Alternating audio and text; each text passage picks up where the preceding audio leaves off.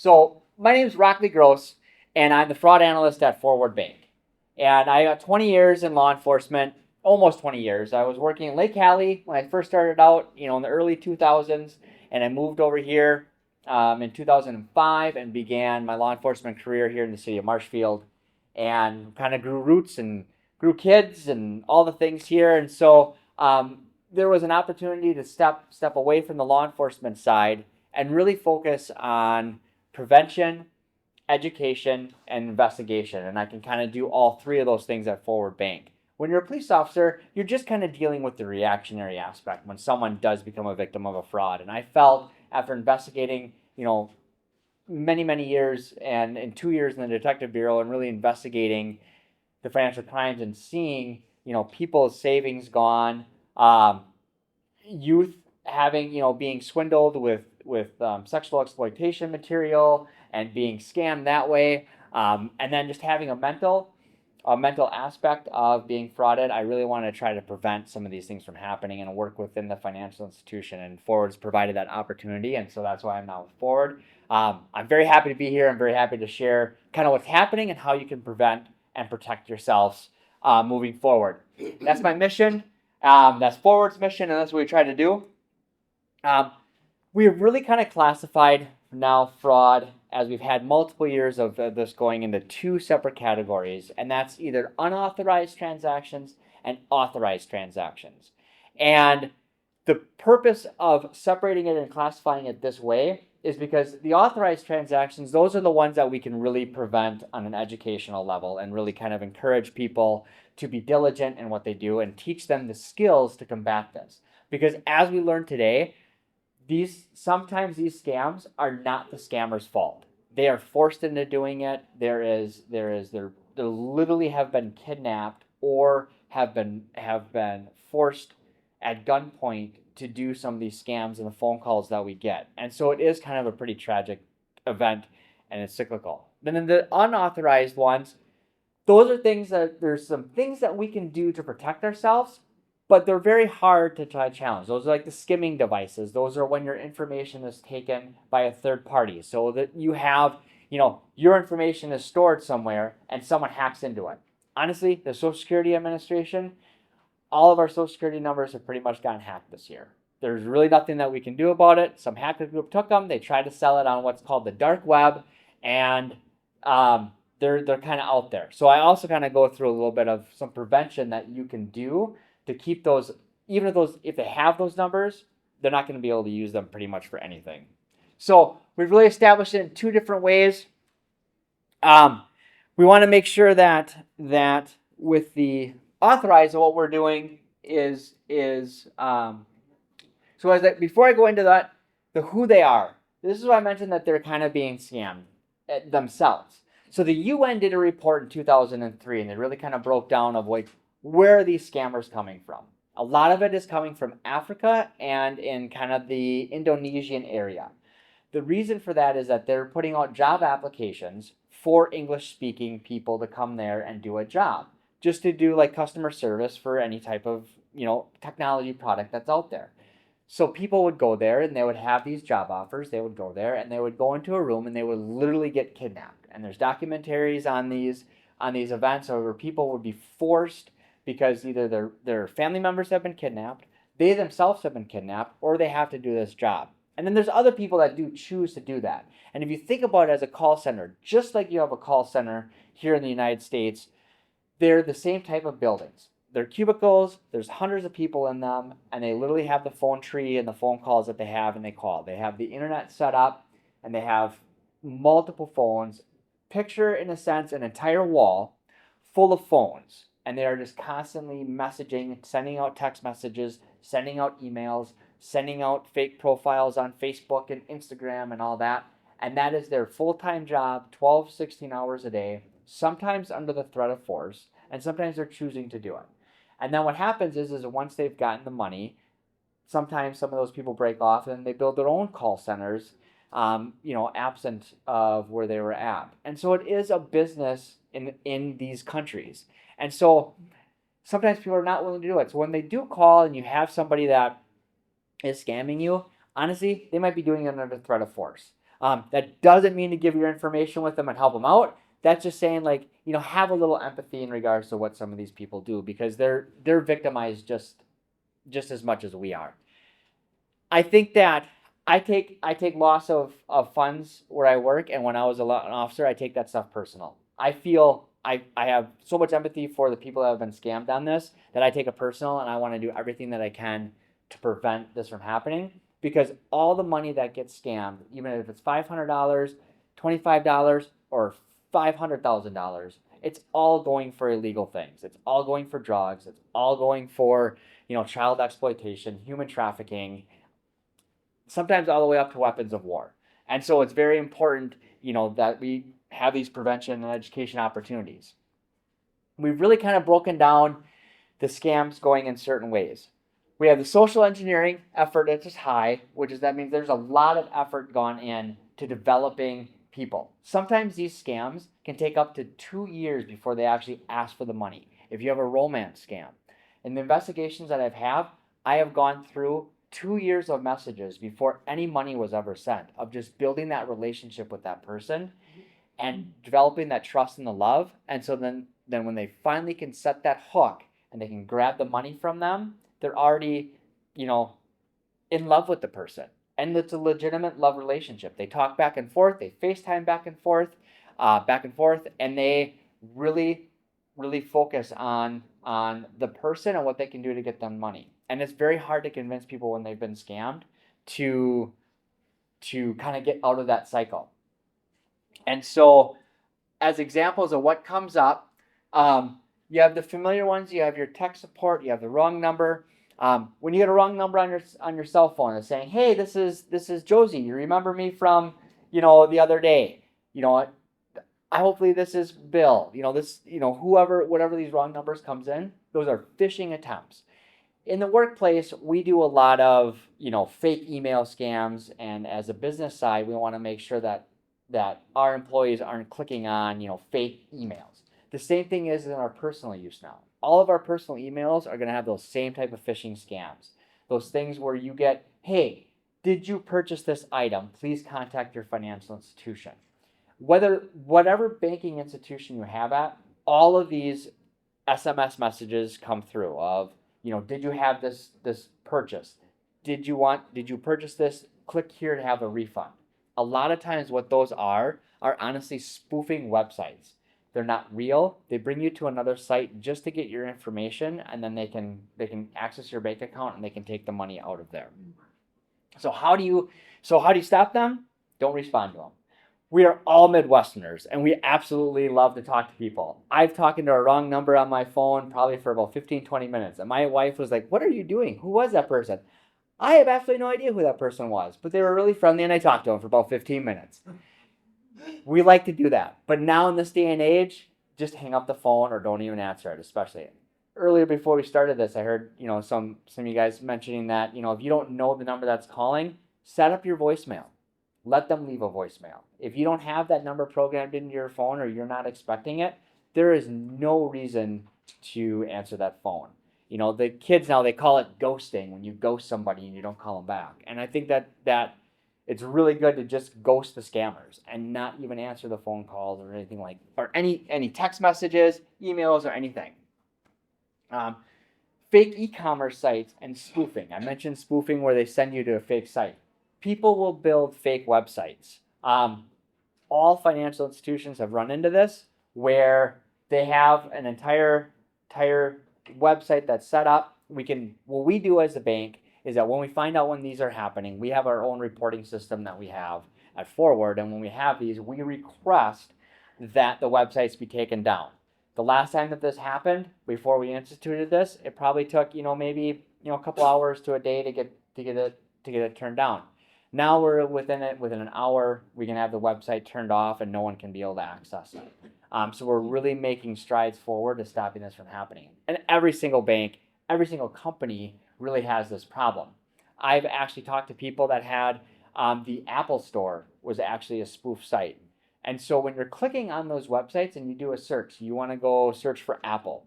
And you want to make sure that it's not a sponsored website. So when you do a website search, it's going to show up the first couple search results are going to be sponsored ads. Don't click on the sponsored ads. It'll say sponsored ad right on there. Anyone can set up a sponsored ad and send you to somewhere else, and you would not even know it. So making sure that you're not going to the sponsored ad, scroll down a little bit and make sure you're clicking on the non-sponsored official ad or website. The other good thing to do is set up bookmarks. When you're on the website that you know is the right one that you're supposed to be at, those are the ones that you just click the bookmark link, and then when you want to go back to it, it can't be spoofed because you're automatically going back to the one that is real.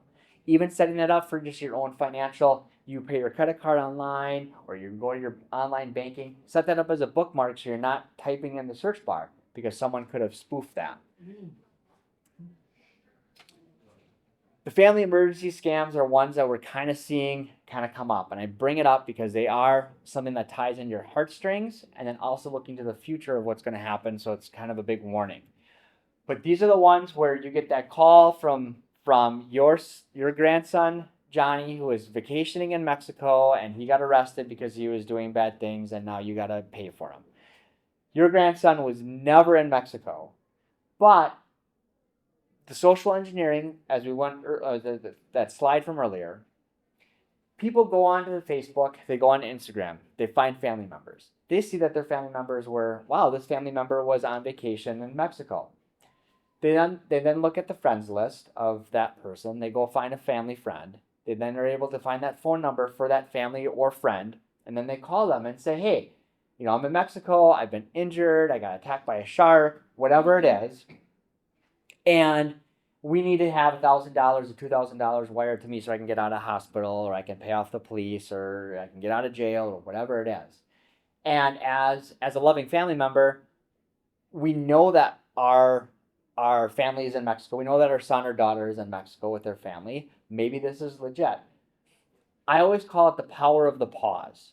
And the power of the pause is when you just take a moment and be like, okay, is there anybody else I can call? If it's a grandson that's in trouble, can I call my son or daughter and be like, hey, is my grandson in trouble?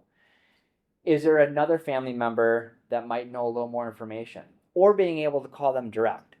Honestly, with most phones nowadays, you're going to be able to FaceTime the person on a known number wherever they're at. If they're in Mexico, Apple iPhones are able to be used, in both countries seamlessly.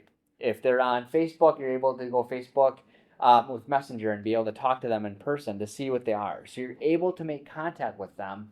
When we've traveled and we have family members watching our kiddos back home, we make sure that we have a video line chat set up. So whether they're on iPhones or whether we're using iMessenger with Facebook or some other type of third party if we have to, so that we can have connection all the time on Wi-Fi so that we don't necessarily need that. So it's no longer the days of the satellite phones that I've used when I've traveled, out of the country. So it's a lot easier now. So making sure that you're doing that and having that family member and having a safe word sometimes also.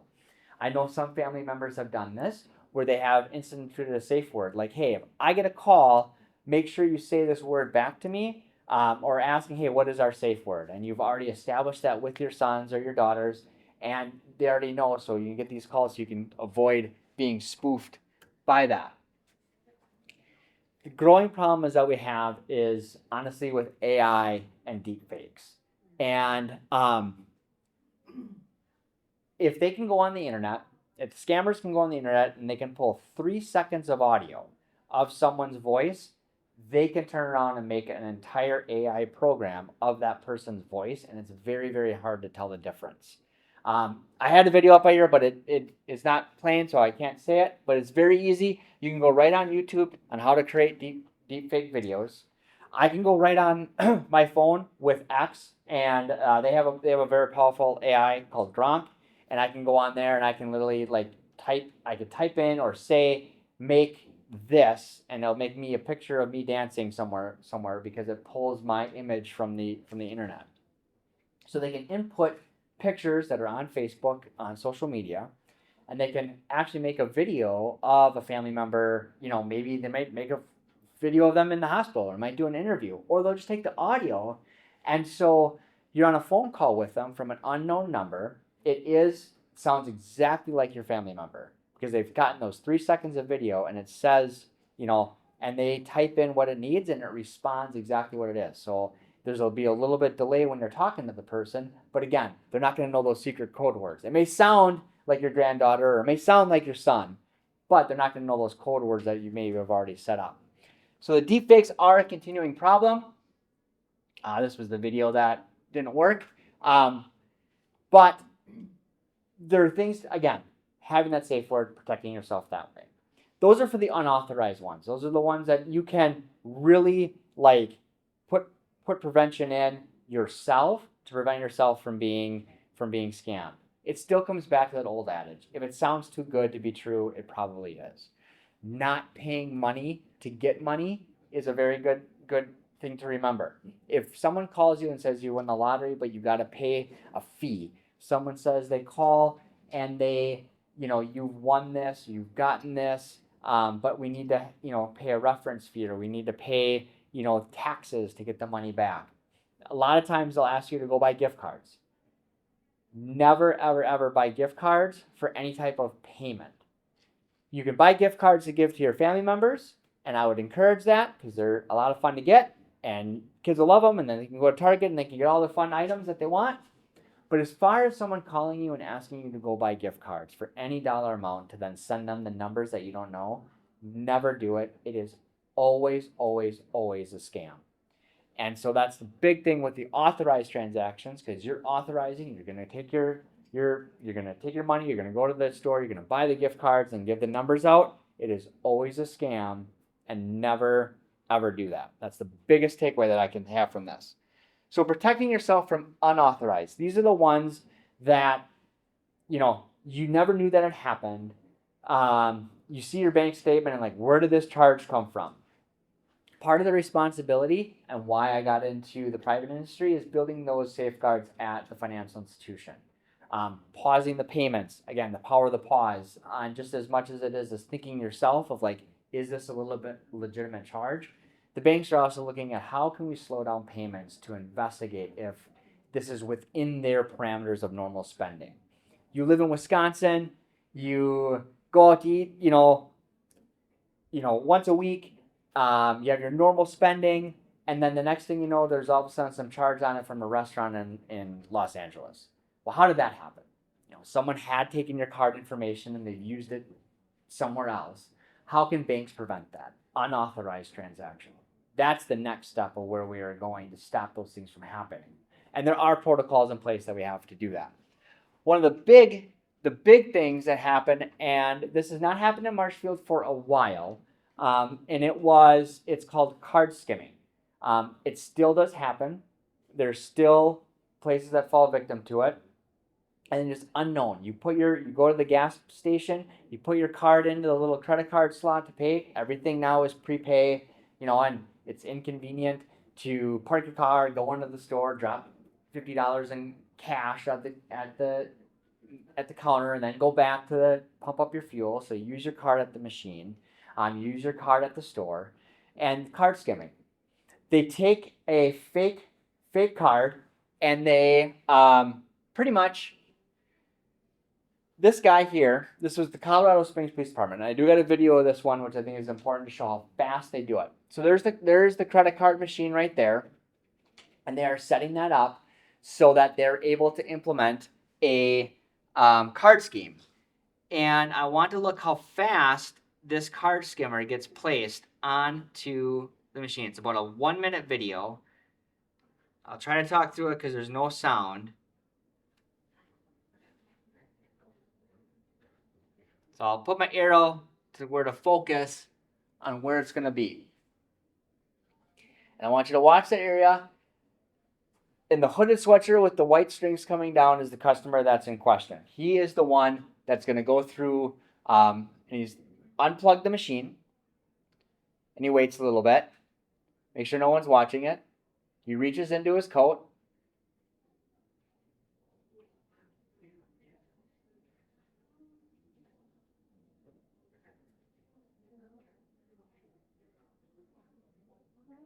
Slides the thing on, pushes it on, and there it is. There's the card skimmer already in place. On that piece of equipment is going to be a camera and is going to be a reader to be able to read the card number. And then if you would put your PIN, it's going to be able to see what the PIN number is. These things are found at gas stations, ATMs, really, honestly, nationwide. All the pieces that you need to build what he did, literally, you can buy right on Amazon. State law has it so that if you possess a card reader, it's a felony, and so it's criminal to have them unless you own a business. So we've had these on ATMs here in Marshfield. Again, it's been multiple years since then. But what we really learned is really teaching people is that when you're going to use that card reader, making sure you grab onto it. Just a slight little tug to see if it comes off. You pull up to the gas station, you pull up to the pump. I do this frequently. You pull on the little reader just to make sure that it's not on there. Sometimes we've seen in other states, on trainings that I've gone to, they have had actual people pretend to be servicemen, for working with the gas pumps, and so then they put a skimmer on there. So the other aspect that help you with the skimmers is the tap to pay. It's a lot harder with the tap to pay than it is the actual putting the card in for them to take the money, because that through Bluetooth technology is where that is, and they're not able to necessarily build anything to take your credit card information. So that's why a lot of these cards have gone to that tap to pay. I've gone to that mostly, put it right on my phone. I just hold my phone right up to the card reader, just a little bit away from it, don't even have to touch it, and it reads the card and payment come through. And even if there was a card skimmer on that, it wouldn't even be able to get any information that I have.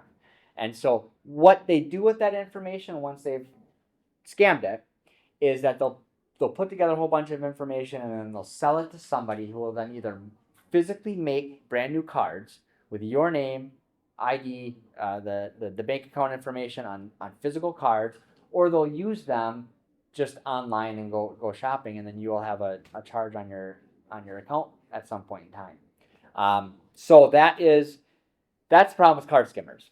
So now that we've gone through a couple of things, what happens when you're gonna get scammed and you're sitting here and like, okay, I got a $500 charge, I have no idea where they came from, or I bought $500 worth of gift cards, what do I do?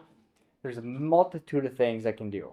Number one, contact your financial institution of where whoever made it. If it was a credit card, contact the credit card company and let them know. It is super important that I stress, you are a victim. There's no reason to be embarrassed about this. Earlier when I talked about, the call centers that these are in, you have to remember, these are professional scammers.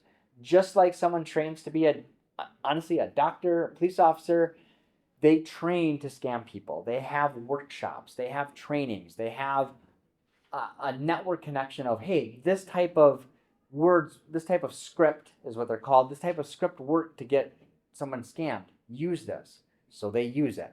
So these are professional people. Do not be embarrassed ever if you have been scammed, because you are a victim and we want to make you whole the best that we can do.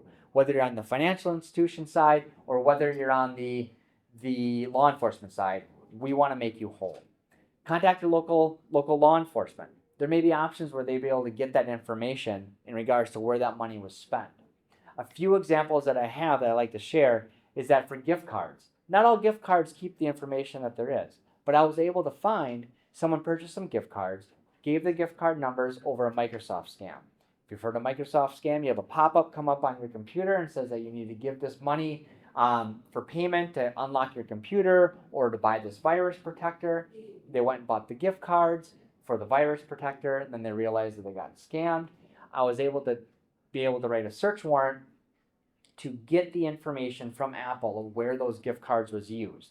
I then contacted Apple and was able to find that a group of individuals from Connecticut had actually used those gift card numbers. Apple provided me video of the people buying the phones with the gift cards, and I was able to bring that information to the local law enforcement in Connecticut. I don't know what happened with that. A lot of times law enforcement doesn't necessarily hear back where it is. Depends on what their case level is. But I was able to at least identify and get a video of the people doing it. That happens more often than not when you can kind of track it through and find out where things are at. The FBI is an excellent resource to help out. The IC3.gov, it's the Internet Crime Complaint Center. You can file a report, file a complaint with there. At Forward Bank, I file those when I get notice that there was somebody that was frauded. If they consent with it, I file it on the behalf of them. Early in my law enforcement career, I thought, wow, the FBI is really gonna take a look at some of these, $500, $250 fine, they're not gonna look at it, they're just gonna brush it off. Well, I had to eat my words about a couple years ago when I was working in law enforcement and I, filled out the IC3 form, and 3 days later they called me and said, hey, we're already working on this case. We see that you have a similar case like this. We've gotten this as a nationwide scam. What information do you have? And so I was able to work with the FBI. I was able to share some information, find out what banks the money was traveling through, because I had different information that the FBI hadn't had at that time. And they were able to track it to going all the way back to Nigeria, in part because of the information that I provided and with the IC3 reports that were done. Eventually what would happen with that is that the FBI would then work with the Nigerian law enforcement, and they would actually do task force together, and they would hit these call centers that are there and arrest people. When the dollar amount gets to a certain point, that's when they do kind of act. But as long as no one reports it, then the dollar amount doesn't get up in the losses. And then also, I've also been contacted by the U.S. Secret Service and other investment schemes where they were able to do a search warrant on a bank before the money was gone from the United States. They were able to recoup some of those funds, and I was able, probably 6 to 8 months later, after the report was generated, was able to get some of their funds back. We didn't get all of it back, but we were able to get some of it back. So again, if you've been scammed, you are a victim, and we want to make you whole on the law enforcement side and the financial institution side the best that we can. So please do not isolate yourself, and make sure that you're reporting it to local law enforcement and that you're reporting it to your financial institution. The other thing you can do, talk to your family members.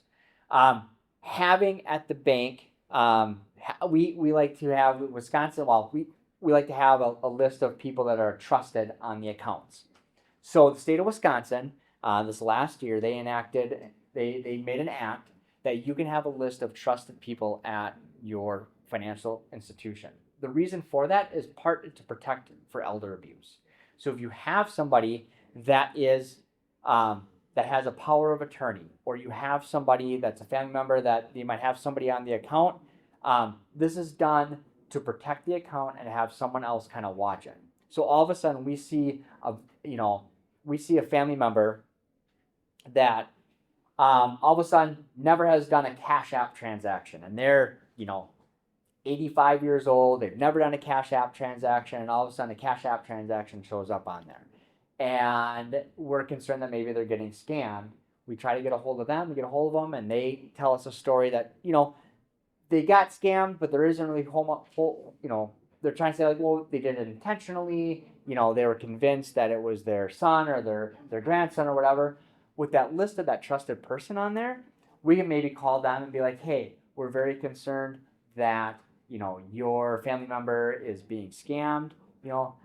Prior to this, we couldn't necessarily call other people in regards to bank account information, but now we can, and it's done there for our protection. We're not looking to get anyone in trouble. We're just looking for another eyes on the account to help them out, because elder abuse is an extraordinarily high dollar amount loss that elders are taking. So we built that in as a protection. So having that trusted person on your account is really good. And so what does the future hold in regards to fraud? And we talked about the deep fakes, and we talked about AI. Financial institutions are using artificial intelligence to help them find where the fraud is happening, to help them find out, like, hey, we're going to put these controls in. So you have that. I talked about that spending where you are centered in Wisconsin. You only go out to eat in Wisconsin, and the next thing you know, all of a sudden, got some charges from a restaurant in Los Angeles. Artificial intelligence in the future is helping us block those payments from even happening. So we'll know that that's outside the norm of someone's normal spending, we'll get an alert and we'll then be able to investigate, like, hey, are they on vacation on that? Should we let this charge go through?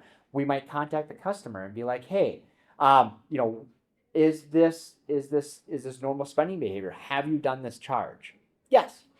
Okay, now let's say you're going on vacation. Yep. Should you tell your bank that you're going? I would, because and I do. I just so that the card doesn't get blocked. So because these protocols are in place, we can put a notice on the account per se. So if I'm traveling out of state and it's outside of my normal behavior, then my card might get locked and I'd be stuck there without being able to pay for my dinner I just got. The other thing that I stress for traveling, use a credit card and not your debit card. Yep. Should you notify your credit card? Notify your credit card. Yep. So they know. Yep. Wait, your wife does. Your wife does. Yeah. Well, that's why they're there. But there was a scenario what you just said. Yeah. We're motorcycle people, so we do go on trips. Oh, sure. Not anymore when we Yeah. were younger. Yeah. A couple got out to New York State, and all And their their cards card were locked. denied. Yes. And Yep. they were, and so that's how I learned. They go, we never called our credit card to tell us we were traveling. And that They is spread that, and Yep. then our whole group knew. You call the credit card company. Yep. For even now that we don't travel, you still, if you're Yep. like you just said, they need to know. Yep, let them know, because then you're not going to be stuck not being able to pay something, and then also they're going to be able to know. Right. And we've had this where someone travels, they get caught with a card skimmer in that area, and then when they come back, all of a sudden they have all these extra charges that are on there, maybe from a different area. But if your card company knows that you're traveling to Florida, but you got these charges from Arizona, they'll be able to stop those charges from Arizona. So it's very important to let them know. Again, we're not here to track you. We're not here to do whatever. We just want to make sure that your money is safe and your money is secure. We talked about ghosting and what do you do with those numbers. You get those text messages that come up. Now, the Federal Trade Commission has instituted, I guess they worked with the cell phone companies, because there's 6 really main cell phone companies that are in existence. And with those 6 cell phone companies, they have developed their own little register. We all got the do not call registry with the state of Wisconsin, the federal do not call registry. Those call centers in Indonesia don't care about those do not call. They just call it anyway.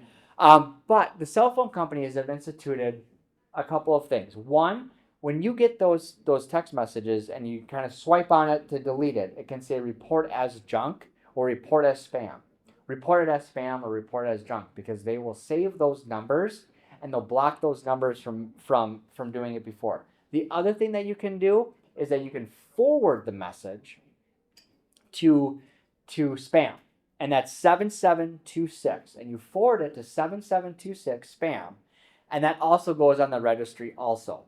And so the 6 cell phone companies work together to try to stop those messages from coming to their customers, because they don't want their customers to get scammed. Because again, companies view this as also, we want to protect who's using our services, and we don't like to see them getting scammed.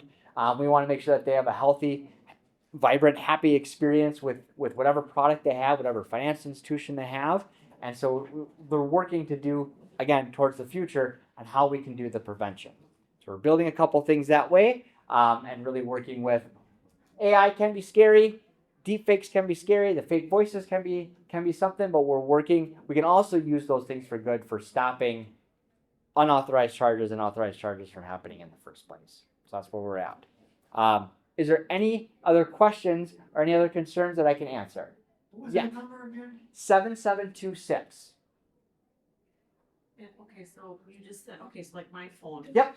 When it comes through, it says spam. Yep. Yep. Or telemarketer. Yep. So I just don't answer. Yeah. But Yep. at that point, what should, I mean, like, I don't answer, So- I just so they're all on my phone. Sure. Yeah. So message comes in. I think if I got one here. I don't recently. I do not. I've sent most of them off. I try to save some of them to do this. So basically, when a text message just comes in, I'm familiar with more of an iPhone than an Android, but same thing. Both, either whether it's an Android phone, Samsung phone, or an iPhone, same thing.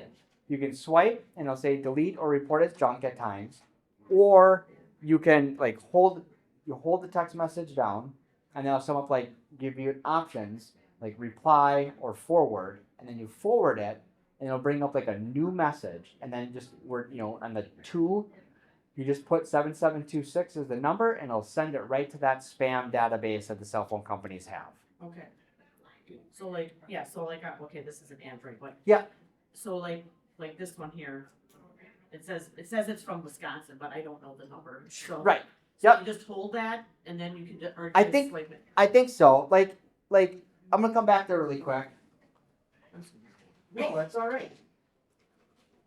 This one I think is absolutely this is Right here, it says spam risk. I'm Joey, a student in Cape Coral High School, and I own a landscaping company. I provide lawn mowing services. Click on this link to get started. Okay, That's a scam message. sure. Okay, and so on my phone, I can hit the report jump. Yeah, On there. okay. Yep.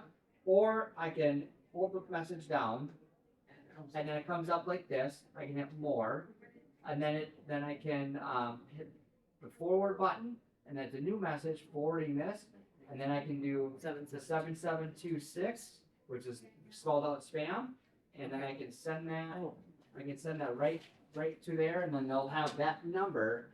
okay, Okay. what if it's not, like, say like this one, here's it says spam risk, this is just on my phone Oh, itself, I sure. didn't answer it. Yeah, no. So, On when it's a phone number like this, there really isn't too much that you can do except you know what, just not answer. That number probably has been identified at some point at a time, just that's like right, with oh, that. okay, Okay, I was just gonna ask about that, because we get that Okay. on our phone, it says Yeah. spam risk. We get that on our landline. Yes, We only have an iPhone when we're traveling. sure. So very few people know about that phone number. Yep, But on our landline, then if it comes up spam on our landline. yep, It's most likely, Already. already know about it. yes. Gotcha. Yeah, they already know about it. So don't. Don't even answer them. Like, and it could be that it's not just the spam that they were notified. They could be that they were not on the do not call registry, because they're already on there. But again, those call centers in the foreign countries, they're just gonna Yeah. just use it anyway. So that's where those spam risks come from. So don't even answer it, and have your voicemail set up. is it different too though, like, a couple of things like, well, these are political ones that are. Yeah, coming through yeah. right now. You know what? I think they're all scams. Then, Okay. but no, I'm just kidding. I'm kidding. Yeah, it's a text message. Yep. And it says, if you don't want this anymore, reply stop, S-T-O-P, in capital letters. Is that doing something? Are they giving something? I else think back? yes. I think the best thing to do would just be to just ghost them. Okay, Because any response, if it is a scam, any response gives that an invitation for them to continue to do that because they know that that is a real number. So they're going to have a 1,000 phone numbers that they're going to send this message out to. And if one of them comes back with stop, they know that's a real person. okay.